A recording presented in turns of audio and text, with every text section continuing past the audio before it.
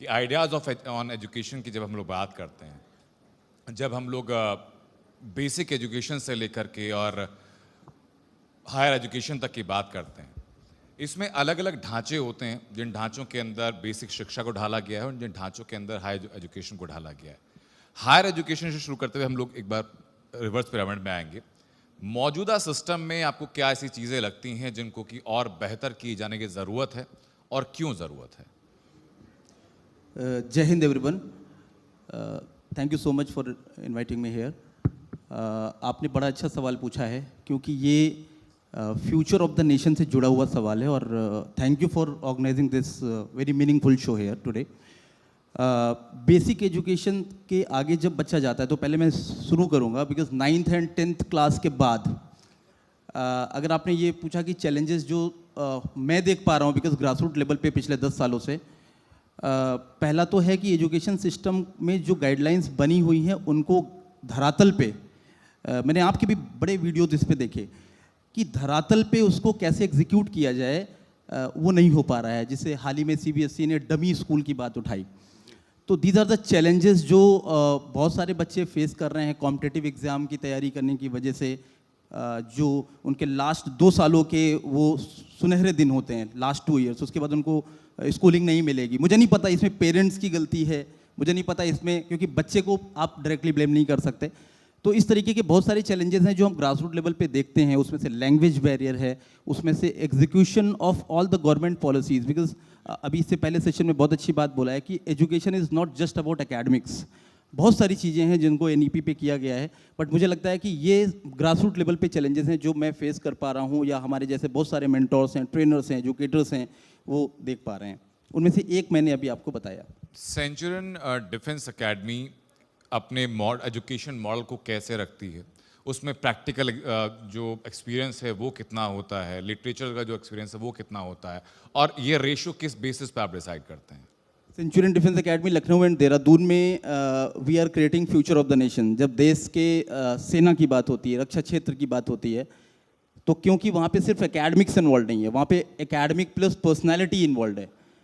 जब आप एक अधिकारी बनते हैं सेना में तो क्राइसिस मैनेजमेंट, रिसोर्सफुलनेस, आपको टीम कैमरेडरी, आपको वो जुनून, वो आपको लीड व्हेन क्राइसिस मैनेजमेंट के सिचुएशन में आप कैसे लीड करते हैं, आपको लेवल ऑफ रिस्पॉन्सिबिलिटी, कमिटमेंट, ये जो सारे भाव हैं हम उनको एकेडमिक के साथ में डालते हैं। It is not a one day process. सबसे इम्पॉर्टेंट ये है कि जब आप देश की सेना की तैयारी कराते हैं तो आप और जिम्मेदार होने चाहिए। सिर्फ आप रिटन एग्ज़ाम से आप सेना में अधिकारी नहीं बन सकते, ये सभी को पता है। ये बात मैं इसलिए बोल रहा हूँ क्योंकि ये हम सभी की जिम्मेदारी है कि जब हम एक बच्चे को उसके होलिस्टिक डेवलपमेंट में कैसे उसको तैयार करते हैं। तो सेंचुरियन डिफेंस एकेडमी पूरी जिम्मेदारी के साथ ये काम कर रहा है। मैं आपको बताना चाहता हूँ UPSC की 400 सीट हैं। लास्ट एग्जाम का रिजल्ट मैं आपको बताता हूँ, 72 में भेज रहा हूँ, जिनमें से 27 गर्ल्स के लिए हाल ही में गवर्नमेंट ने 27 गर्ल्स की वैकेंसीज दी। 3 सालों से गर्ल्स भी NDA में जा रही हैं। इस बार 10 गर्ल्स जो मेरिट में है वो मेरी स्टूडेंट हैं 27 सीट्स के लिए, जो कि पूरे इंडिया में सबसे ज़्यादा हैं।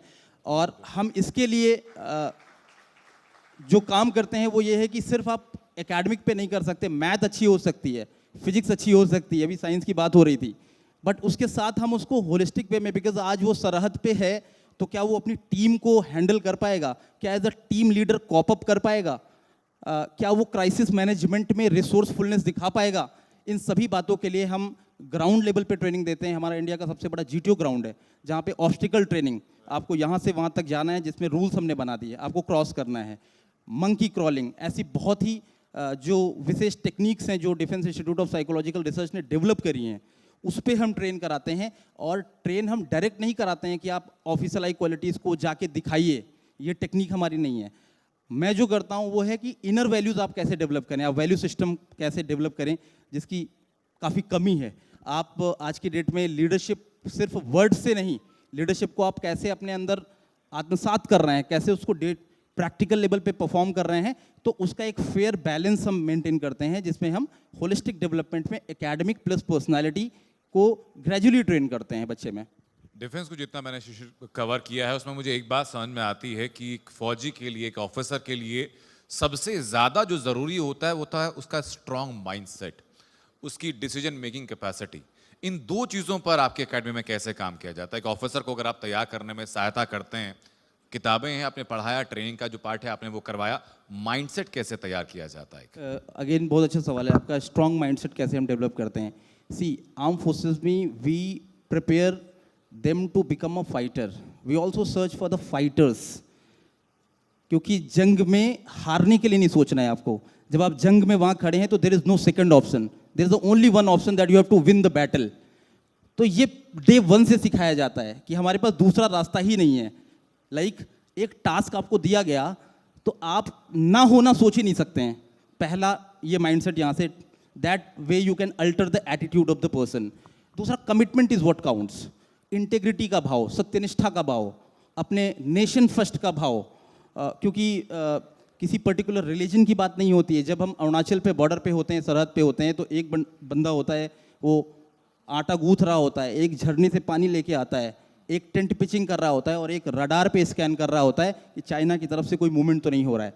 तो ये टीम एफर्ट भी चाहिए, हमें एक दूसरे के लिए ट्रस्ट भी चाहिए कि एक दूसरे पे भरोसा करना पड़ेगा। नेम टैग देख के आप नहीं ये कर सकते थे कि ये मेरा अच्छा दोस्त है या मैं ऐसे दोस्ती करूं या ना करूं। तो इन सारी चीज़ों को जो होलिस्टिक वे में ग्रेजुअली हम उसको डेवलप करते हैं, लीडरशिप के भाव को हम ग्रेजुअली उसमें day to day group discussions कराते हैं, या फिर हम उसको उनको टाइम बाउंड एक्टिविटीज़ कराते हैं प्रोजेक्टिव टेक्निक की, जिसमें हमने एक पिक्चर दिखा दी। Picture is basically stimulus. तो हमने पिक्चर दिखाई, अब पिक्चर में आप क्या लिख रहे हैं 4 मिनट में, that I need your first reaction. तो पिक्चर में आप कितना पेसिमिस्ट अप्रोच में लिख रहे हैं या ऑप्टिमिस्टिक अप्रोच में लिख रहे हैं। हाई ऑक्टेन सिचुएशन में आपको स्ट्रेसफुल सिचुएशन की पिक्चर में दिखाऊंगा, जिसमें कोई रो रहा है, जिसमें किसी को कोई गन लेके खड़ा हुआ है, आप इसमें क्या लिख रहे हैं। तो डे टू डे लाइफ में जब आप अच्छा करते हैं, बॉटम लाइन क्या है? बॉटम लाइन ये है कि आप डे टू डे लाइफ में अपने समाज के प्रति, अपने प्रति, मैनेजिंग सेल्फ, अपने परिवार के प्रति, घर में सिर्फ आप पढ़ाई कर रहे हैं या 2 काम घर के भी करते हैं? अपनी छोटी सिस्टर को 1 घंटे देते हैं कि नहीं देते हैं? क्या अपनी पेरेंट्स को इंश्योर करते हैं कि मॉर्निंग फिजिकल फिटनेस पे जा रहे हैं कि नहीं जा रहे हैं? ये सारी यहाँ से शुरू होता है, because sense of responsibility comes from your home, और social adaptability comes from your home only. Because आप घर में कैसे सोशल हैं, घर में क्या दूसरों के लिए कर रहे हैं, जिसको एक टैगलाइन से इंडियन आर्मी कन्वे करती है, सेवा परमो धर्मा, सर्विस बिफोर सेल्फ। सो फौज को सर्वेंट लीडरशिप चाहिए। आपकी लीडरशिप आप यहाँ पे जो भी कर रहे हैं, आपकी लीडरशिप अपने फील्ड में है। सबकी अपने अपने टाइप ऑफ लीडरशिप की रिक्वायरमेंट है। कोई पॉलिटिकल लीडर है, कोई अपने फील्ड में लीडर है, बट फौज की लीडरशिप सबसे अलग है।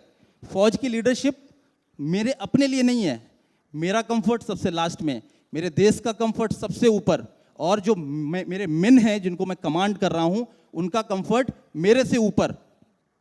सो इसकी एक और टैगलाइन है कि पीपल फर्स्ट, मिशन ऑलवेज। सबसे इंपॉर्टेंट मिशन है, सबसे इंपॉर्टेंट मिशन है। And men and women behind machine are equally important. हम इंपॉर्टेंट हैं, बट सबसे इंपॉर्टेंट क्या है? सरहद पे मिशन है, जो हमें आदेश किया गया, जो संदेश दिया गया, वो अकॉम्प्लिशमेंट ही सबसे इंपॉर्टेंट। राइट। अब मैं आज के टॉपिक को इसी के साथ रिलेट करता हूं। आप एक जिम्मेदार नागरिक के बनने में उसके सहायक होते हैं, जिसके पास सिर्फ किताबी ज्ञान नहीं, जिसके पास सोशल रिस्पॉन्सिबिलिटी का निर्वहन कैसे करना है और ये करना मेरे लिए क्यों ज़रूरी है, ये भावना उसके अंदर आप अंकुरित भी करते हैं, उसको पोषित भी करते हैं। यही चीज़ लेकिन क्या सिर्फ उस व्यक्ति के अंतर ही होनी चाहिए जो डिफेंस की तैयारी कर रहा है, या एक आम एजुकेशन सिस्टम में इस चीज़ को हमें लागू करना चाहिए? लागू करना चाहिए। और मुझे लग रहा है कि सरकार का एक सराहनीय कदम भी है। एनईपी अगर आप देखेंगे तो एनईपी में उन्होंने एक्स्ट्रा को करिकुलर एक्टिविटीज़ का, या freedom to choose your own subject, या एक्टिविटी बेस्ड लर्निंग जो इन्होंने किया है, ये बहुत अच्छा कदम है। इससे बच्चा सिर्फ, कलाम साहब कहते थे कि सिर्फ पढ़ाई हमें नहीं करनी है, हमें वैल्यू सिस्टम भी डेवलप करना है, हमें एक दूसरे के प्रति आदर का भाव डेवलप करना है। ये अभी अगर it is need of the hour, मुझे लग रहा है कि ग्रेजुअली इस पे हम काम कर भी रहे हैं, सरकार इस पे काम कर रही है, हमें इस पे काम करना चाहिए। मैं सेशन में अपने बताता हूँ, सेशन में ये कहता हूँ कि आप फौज की, मेरे पास ऑल ओवर इंडिया से बच्चे आते हैं, तो जब वो फौज की सेना में अधिकारी बनने के लिए आते हैं, तो मैं उनको ये कहता हूँ कि सेना का अधिकारी एक माँ की तरह होता है। माँ का मतलब जो सबसे पहले उठती है, सबसे लेट तक इंश्योर करती सभी ने खाना खाया कि नहीं खाया, दूसरों के लिए सोचना। तो सेना में अधिकारी बनने के लिए ही आप दूसरों के लिए सोचें ऐसा नहीं है, हर लीडरशिप में इसकी एक नीड है जिसको सर्वेंट एक लीडरशिप बोलते छोटा हैं। सा सवाल मैं इस सेशन के कंक्लूड होने से पहले सेशन में जानना चाहूंगा कि क्या और कई देशों में ऐसी प्रैक्टिसेस हैं कि आपके ग्रेजुएशन के टाइम पे 1 साल आपको ट्रेनिंग का तय कर दिया जाता है कि आप आर्मी ट्रेनिंग करेंगे ही करेंगे। हाल ही के घटनाक्रम जो पहलगाम के अंदर जो हुआ, हम और आप वहाँ होते, रिएक्शन कुछ भी हो सकता है कि हम इस दुनिया में ना होते, हो सकता है बच जाते, हो सकता है कि हम उनसे भिड़ जाते। लेकिन देखिए जीवन नश्वर है, ये बात हम मानते हैं, लेकिन देश के लिए लड़ने का जज्बा होना और उस जज्बे के साथ हुनर होना अपने आप में एक चीज़ होती है। तो क्या एजुकेशन सिस्टम में ये 1 साल की ट्रेनिंग कंपलसरी आप मानते हैं कि होना चाहिए, बेहतर होगा? मैं पिछले 10 सालों से गाँव में जाता हूँ, गाँव में जाके, क्योंकि गाँव में लोगों को पता नहीं होता है, आपके चैनल से जितना पता चलता है वो पता चल जाता है। तो गाँव में जाके मेरा केवल एक मिशन रहा है, क्योंकि मैंने भी 10 साल फौज को दे दिया, दिखने में नहीं लग रहा होगा आपको, बट मैंने 10 साल सेना में दे दिया। मेरा एक मिशन है, मेरा मिशन ये है कि हर फैमिली से से कम एक बच्चा फौज में जाना चाहिए।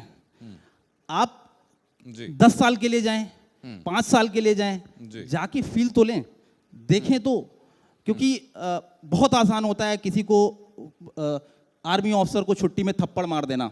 ये हम सभी को डेवलप करना पड़ेगा कि हमें ये देखना होगा कि वो वहाँ कितना पेन ले रहा है। बहुत सारे मेरे ऐसे स्टूडेंट्स हैं जो अकेला सिंगल सन ऑफ फैमिली, जो अकेले माँ घर में रहती है और वो सरहद पे खड़े होकर अपनी देश की सेवा कर रहे हैं। तो मुझे लगता है कि हम सभी को कलेक्टिव तरीके से ये कंट्रीब्यूट करना चाहिए। Nation is first. बिल्कुल। और एक लास्ट, क्योंकि आपने पहलगाम के लिए बोला, जो बहुत सारे मेरे स्टूडेंट्स हैं जो आज पोस्टिंग है, क्योंकि हमेशा क्लियर होता है पाकिस्तान चाहे जितना ट्रिगर करे, बट हमें हमेशा ये ध्यान रखना है कि मैसेज क्या है। हमें पाकिस्तान तो चाहता है कि हम अटैक करें, पाकिस्तान तो चाहता है, क्योंकि एक लाइन है कि जब सरहद पे स्ट्रेस होता है तो पता करो देश में चुनाव है क्या, किसी शायर ने बहुत अच्छी लाइन कुछ ऐसे बोला है, सरहद पे तनाव है, तो इससे ये पता चल रहा है कि पाकिस्तान तो चाहता है कि आप बहुत ही जल्दी अटैक करें, बट जो हमारी गवर्नमेंट है, जो स्ट्रैटेजिक मेकर्स हैं, उन्होंने जो हमें संदेश दिया, और अगर हमें मौका मिलता है, एक फौजी का सिर्फ एक रिग्रेट होता है जी। रिग्रेट ये होता है कि अगर वो रिटायरमेंट के डे जब वर्दी वो टांगता है तो उसका एक रिग्रेट होता है कि क्या वो कुछ ऐसा मीनिंगफुल रेंडर कर पाया, क्या उसको कभी मौका मिला। तो अगर एक ऐसा मौका मिला तो उसको राम का कार्य लेना चाहिए। मैं एक लाइन से खत्म करूंगा, उसको राम का कार्य लेना चाहिए। जैसे सुंदरकांड में हनुमान जी ने कहा है कि राम काज कीने बिनु मोहि कहां विश्राम।